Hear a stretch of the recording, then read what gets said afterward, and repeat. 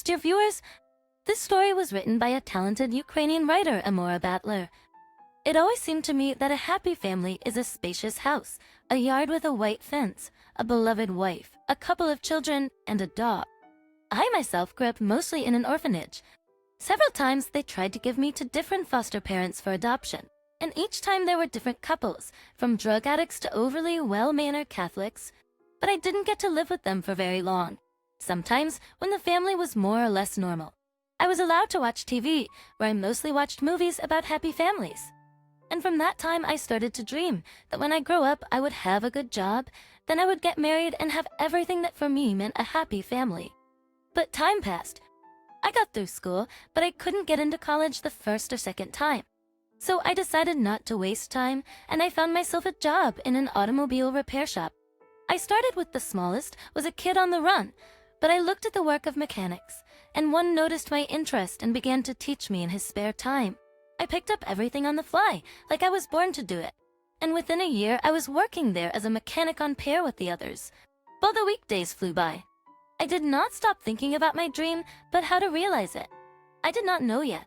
Opposite our workshop, there was a cafe where all our team used to run for a snack, and me too. One day, there was a girl, Beatrice, blonde, short, slender, and modest. When I went in for another meal, I saw her as she came up to take my order, and from that very minute, I knew I was in love with her. A year later, we were married. I got lucky at work and was promoted to a senior mechanic so I could take out a mortgage on a house. Beatrice and I chose a house that wasn't large, but spacious enough for a family that we were going to expand in the future. When our things were already moved in, I walked out into the yard, stood barefoot on the grass that beckoned with its greenery, and leisurely looked around. This was it. Finally, some of the things I had dreamed of. I had a house, a wife, and even a low white picket fence. I felt happy, even though my job wasn't exactly what I wanted, but it paid enough to live on. And the boss and I had become good friends in recent months, especially since I'd rescued his wife. And it happened when she came to him with a flat tire, and while she was waiting for the repair, she walked around and talked on the phone. I was out for a smoke at the time, and I noticed that she was engrossed in her phone conversation. Didn't notice that she had taken a few steps out into the road and a truck that was speeding toward her. I had no choice but to react. The phone, of course, was beyond repair by the time. I jumped and dropped her on the sidewalk, thus preventing the truck from hitting her. Her supervisor jumped out at her screaming, and when the situation was cleared up, they both thanked me. That's how I got my 15 minutes of fame. But it didn't bother me. I soon forgot about it. But the boss became friendlier to me after that. For another 6 months, he did not hide his friendship with me, especially as it turned out he himself was an orphan from childhood. But our friendship was broken by a tragic event when he had a fight with his wife and got drunk and drove, which led to a terrible accident in which he died. I felt sorry for him, but after the funeral, it turned out that he had left me a pleasant surprise. I got a call from the notary asking for a meeting. It's good afternoon. Mr. Tomster, have a seat. The notary pointed me to a chair. At the table were the wife, the boss's adult son, and his sister. And so, Mr. Nadas left some wills. That's why I've invited you all here. Let's start with you, Mr. Stark. You'll take over the workshop he ran. And to you, Mrs. Nadas, but I couldn't hear the notary's voice. How strange it seemed to me, though, given recent events. I understood why he had given the workshop to me. Nevertheless, it was good news for me. Although his son protested a little, it was the last will of the deceased. I can admit that it helped me a lot financially, and I began to think about how to increase my capital. About a year later, after the online course, I was able to open another workshop. I was happy that my business was little by little moving forward. It was also great news and motivation for me when Beatrice came to me and told me that she was pregnant. It's been a few years. I stayed the course and continued to expand my business, opening more workshops, and also bought back the cafe where my wife and I had once met, and she was now the manager. Our son David was growing up, and I tried to give him all the things that I lacked as a child, most of all parental love and care. Hey sweetie, Beatrice came up to me when I got home from another day at work. Yeah, what's up? You do remember that David's birthday is next week? Of course. I remember. So I thought about it, and I thought I'd throw him a party at the cafe. Let him bring his friends. I think he'll like the idea. I don't think it's a bad idea. I smiled. Yeah, he's going to be 16. Let him celebrate. I haven't told him the idea yet, but I think he'll like it. I'd like what? David suddenly walked into the kitchen. Oh, son. Beatrice stretched out her arms, preparing to hug her son. Yes, my father and I have been thinking. And I have been thinking, and we decided to throw you a party for your birthday. I queer. You guys are what? Going somewhere. There was a sparkle of hope in his eyes. Beatrice, after hugging him, sat down on a chair and gestured for her son to sit down. She wanted to tell him about it later, but with his unexpected appearance, she had to confess her plan. Of course he, like all teenagers, hoped that it would be possible to celebrate the birthday without the presence of parents, but we were not planning to go anywhere. And the idea of celebrating in a cafe seemed interesting to her son, but not so much that he immediately agreed to it.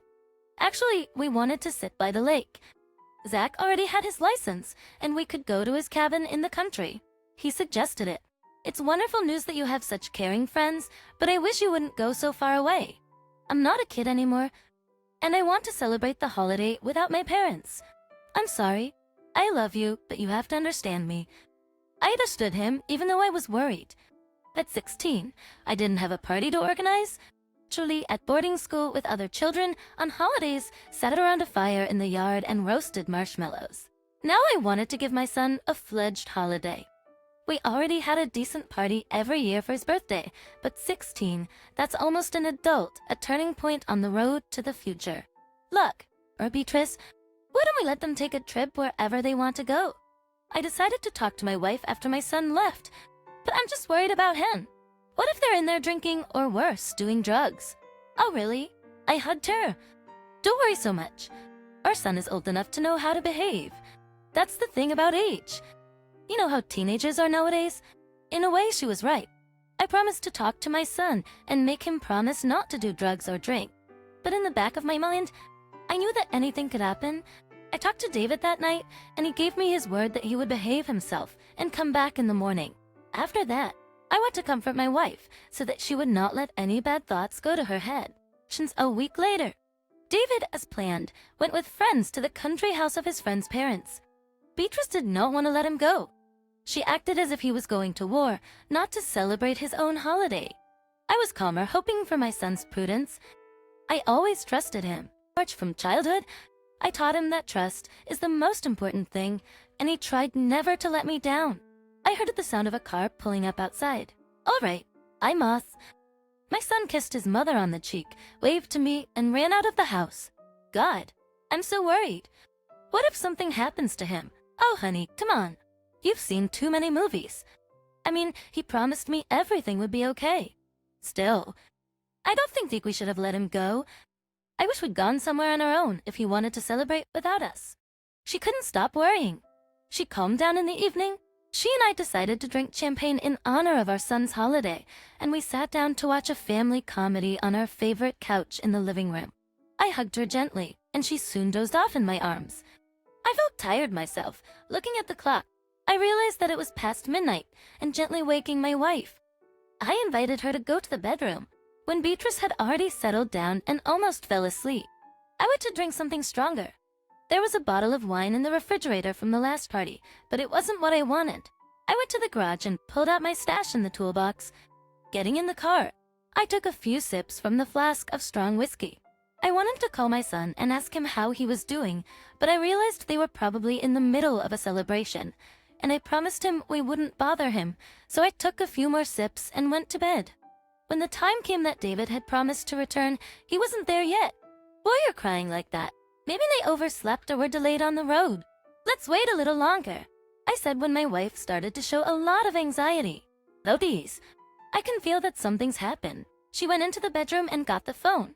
When she came back, she started dialing her son's number. He's not answering.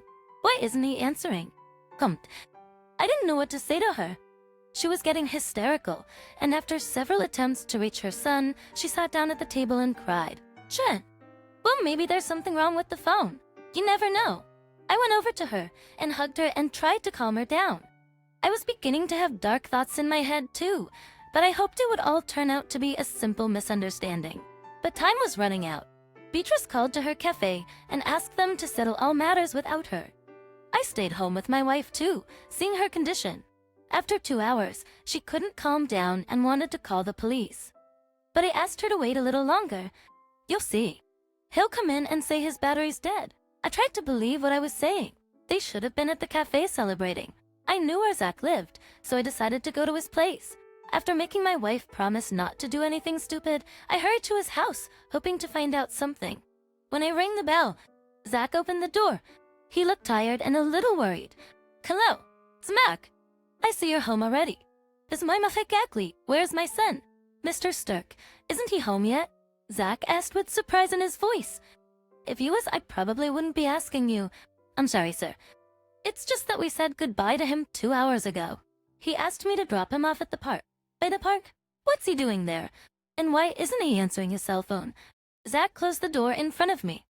I had no choice but to leave his yard. I first drove to the park Zach had indicated, hoping to find David there, dialing his number several times, but the operator answered that the caller was out of range. When I arrived, I jumped out of the car and wandered around the park calling my son's name, hoping he would respond. But after an hour of searching, I realized it was time to call the police. But before I did, I decided to go home to see how Beatrice was doing, to see if she had learned anything yet. When I arrived, she was sitting at the kitchen table, trying to call her son for the umpteenth time. I realized he wasn't there yet. After briefly telling my wife about my dialogue with Zach, I decided to call the police. But Beatrice, as if off the chain, she started yelling at me that it was my fault that my son was missing and that maybe he was in trouble. I had to calm her down for about half an hour. Having found a sedative in the medicine cabinet, I offered her a drink, but she just knocked the glass out of my hand. And when she sat down on the couch with her arms around her head, I finally made the call. At their request, we were soon at the station to file a report. We told everything we knew.